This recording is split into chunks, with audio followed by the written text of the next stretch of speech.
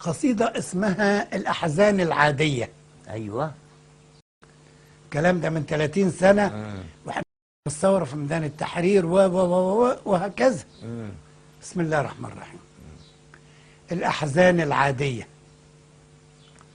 وفجأة هبطت على الميدان من كل جهات المدن الخرصة ألوف شبان زحفين يسألوا عن موت الفجر. استنوا الفجر، ورا الفجر، أن القتل يكف، أن القبضة تخف، ولذلك خرجوا يطالبوا بالقبض على القبضة وتقديم الكف. الدم جلب الميدان وعدل وكأنه دن نحاس مصهور. أنا عندي فكرة عن مدن يكرهها النور، والجبر اللي يبات مش مسرور. عندي فكرة عن العار وميلاد النار، والسجن في قلبي مش على رسم السور. قلت له لا أبي أنا آسف، بلدي بربيع وصباح، لسه في قلبي هديل الينابيع، لسه في صوتي صهيل المصباح، لسه العالم حي رايح جاي بيفرق بين الدكنة وبين الضي. بلدي مهما تتضيع مش هتضيع، ما ضايع إلا ميدان وسيع يساع خيول الجميع، يقدم المقدام ويفرسن الفارس ويترك الشجاعة للشجيع. ولا بعرف أبكي أصحابي غير في الليل، أنا اللي واخد على القمر ومكلمه أطنان من الشهور، وعلى النظر من خلف قوة في سور، واللي قتلني ما ظهر له دليل. وفي ليلة التشييع كان القمر غافل ما جاش، والنجم كان حافل لا بطل الرقصة ولا الارتعاش. لما بلغنا الخبر اتزحم الباب واتخطفوني الأحباب، ده يغسل ده يكفن ده يعجن كف تراب، وانا كنت موصي لا تحملني الا كتوف اخوان اكلوا على اخوان، وما بينهمش خيانة ولا خوان، والا نعشي ما هينفتش من الباب. ما اجمل نوم على كتوف اصحابك، تنظر صادقك من كذابك، تبحث عن صاحب انبل وش في الزمن الغش، والرؤية قصادي اتسعت. بصيت وحاسد نفسي بين خلاني، تعالوا شوفوا الدنيا من مكاني. حشتنا الحياة عن النظر، بالرغم من نبل الألم والانتظار اتعلمنا حاجات أقلها الحذر، ونبنى سنوات مدهشة نحلب ليالي حلمنا المنتظر. والله. وامتلأت الأسواق بالمواكب تبيع صديد الوهم والمراكب، وفرشة بالوطن على الرصيف بالفكر والجياع وبالعناكب ومذلة الرغيف. شوية فات سقراط مسلسلينه من القدم للباط، ومتهم باليأس والإحباط وبالعدم وبالزنا وباللواط وبكل كافة التهم، وهو عابر للجحيم على الصراط، ينظر على الشعب التعيس ويبتسم. إلى الجحيم للفلسفة، دنيا لا كانت يوم ولا حتكون في يوم كويس، دنيا في هيئة خنفسة، دنيا فسة، ما أتعس الإنسان ما أسعد الحيوان.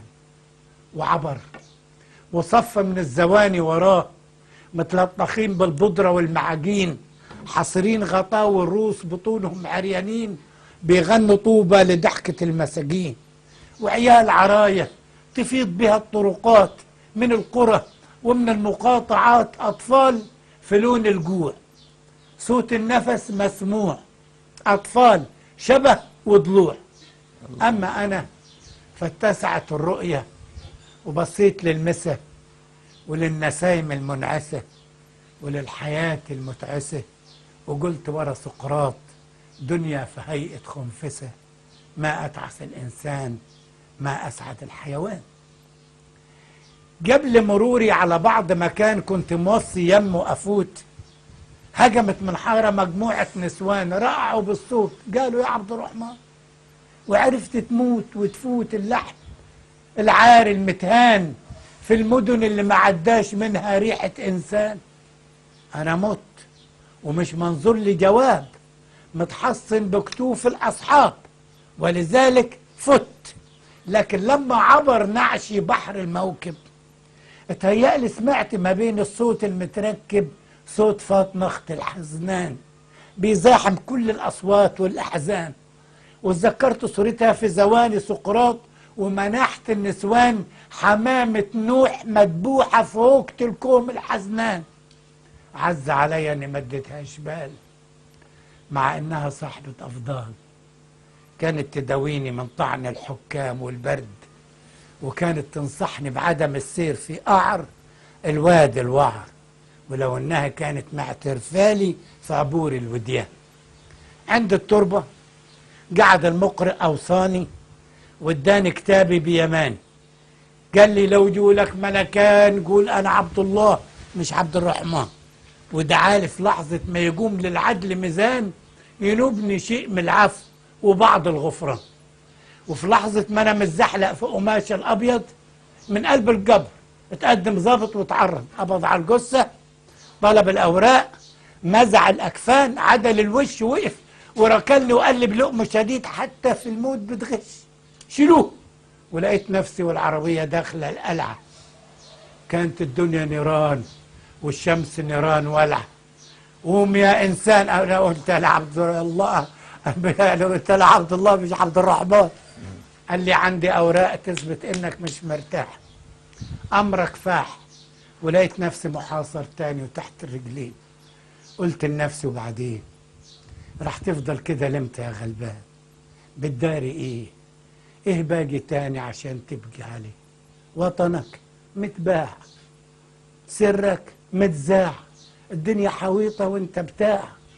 ويهين المعنى الظابط ويدوس بالجزمة على الحلم، ربنا رازقه بجهل غني عن كل العلم. ماذا تعني بالكون يساعك يسعني؟ رد يا جربان يا ابن الوسخة يا كلب، اظنك هتقول لي تاني الشعب وصفعني وتنى على بطني بالكعب. سعادة البيه وانا ليه او ليا في العمال ايه؟ ما تغور الدنيا والعمال تضيع. يا صاحب هذا المبنى الموروث ظل جدودك في الجدران مغروس. انت السلطان وانا المملوك، انت السجان وانا الممسوك، انت المنصور وانا المسفوك. انا الصعلوك وانت الصعلوك، يقدر يتجاسر على السلطان اللي في ايده بدل البرهان مليون برهان. رفع الهد، ما هو برضه دول يفهموا في الكلمة. اول ما اتلفت جه غرس الجزمة في قورتي، جه تقعد بركني على الاسفلت، ولقيت نفسي محاصر تاني وتحت الرجلين. قلت لنفسي وبعدين راح تفضل كده لمتى يا غلبان؟ ما لقيتش الراحة في الموت، يمكن تلاقيها ورا القضبان. اطلعت على الارض، على الاسفلت وعلى الجدران، على الباب، على الشباك، على القضبان، على الموقف، على السجن وعلى السجان. ولقيتني طول عمري كنت كده، كلب محاصر متهان منبوذ جربان، وانا ابن الحلم اللي ملهش اوان. معروف عشي في قلب البستان، معروف صوتي في زمن الاحزان وفي اي زمان. واتذكرت سنة ما اتبنت القلعة وكنت انا اول مسجون، وكان الضابط ده اول سجان. يوم ما صفعني نفس الصفعة، نفس طريقة الركل، واخر الليل جانب دم اصحابي في الاكل. استأذنت ارتب اقوالي، اتقفل الباب واتفتح الباب وخلاص. يا عم الضابط انت كذاب، واللي بعتك كذاب، مش بالذل هشوفكم غير او استرجع منكم خير. انتوا كلاب الحاكم واحنا الطير، انتوا التوجيف واحنا السير، انتوا لصوص القوت واحنا بنبني بيوت، احنا الصوت ساعة ما تحبوا الدنيا سكوت. احنا شعبين شعبين شعبين، شوف الاول فين والتاني فين، وهذا الخط ما بين الاتنين بيفوت. انتوا بعتوا الارض بفسها بناسها، في ميدان الدنيا فكيتوا البسها، بانت وش وصدر بطن وظهر، ماتت والريحة سبقت طلعت أنفاسها. وإحنا أولاد الكلب الشعب، إحنا بتوع الأجمل وطريق الصعب والضرب ببوز الجزمة وبسن الكعب والموت في الحرب. لكن انتوا خلقكم سيد الملك جاهزين للملك. ايدكم نعمت من طول ما بتفتل وبتفتل ليالينا الحلك. انتوا الترك واحنا الهلك سواها بحكمة صاحب الملك. انا المسجون المطحون اللي تاريخي مركون، وانت جلوون وابن طالون ونابليون. الزنزانة دي مبنية قبل الكون، قبل الظلم ما يكسب جولات اللون. يا عم الظابط احبسني، رأينا خلف خلاف، سففنا الحنظل وتعسني، رأينا خلف خلاف. احبسني او اطلقني وادهسني، رأينا خلف خلاف. واذا كنت لوحدي دلوقتي، بكرة مع الوقت حتزور الزنزانة دي أجيال، وأكيد فيه جيل أوصافه غير نفس الأوصاف. إن شاف يوعى وإن وعي ما يخاف. انتوا الخونة حتى لو خني ظني، خد مفاتيح سجنك وياك واترك لي وطني. وطني غير وطنك. ومشي قلت لنفسي ما خدمك إلا من سجنك.